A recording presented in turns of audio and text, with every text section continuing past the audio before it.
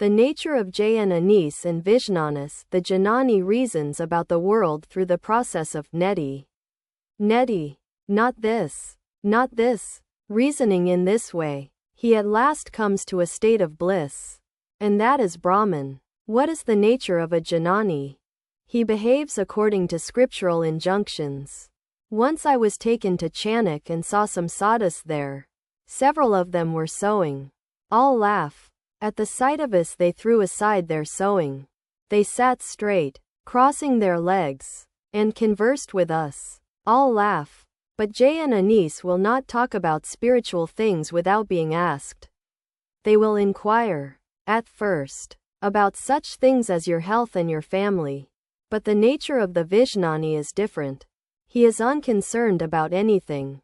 Perhaps he carries his wearing cloth loose under his arm, like a child. Or perhaps the cloth has dropped from his body altogether. The man who knows that God exists is called a jnani.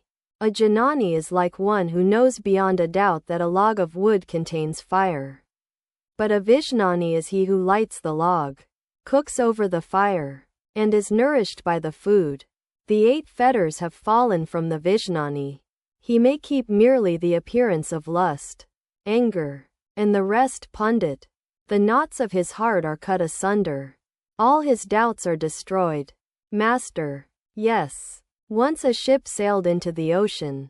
Suddenly its iron joints, nails, and screws fell out. The ship was passing a magnetic hill, and so all its iron was loosened. I used to go to Krishnakishor's house. Once, when I was there, he said to me, "Why do you chew betel leaf?" Said, "It is my sweet pleasure. I shall chew betel leaf.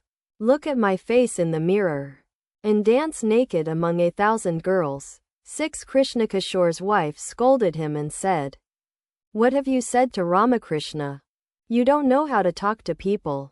In this state, passions like lust and anger are burnt up. Though nothing happens to the physical body, it looks just like any other body. But the inside is all hollow and pure. A devotee. Does the body remain even after the realization of God? Master. The body survives with some so that they may work out their prarabdha karma or work for the welfare of others. By bathing in the Ganges a man gets rid of his sin and attains liberation. But if he happens to be blind, he doesn't get rid of his blindness. Of course, he escapes future births, which would otherwise be necessary for reaping the results of his past sinful karma. His present body remains alive as long as its momentum 7 is not exhausted. But future births are no longer possible.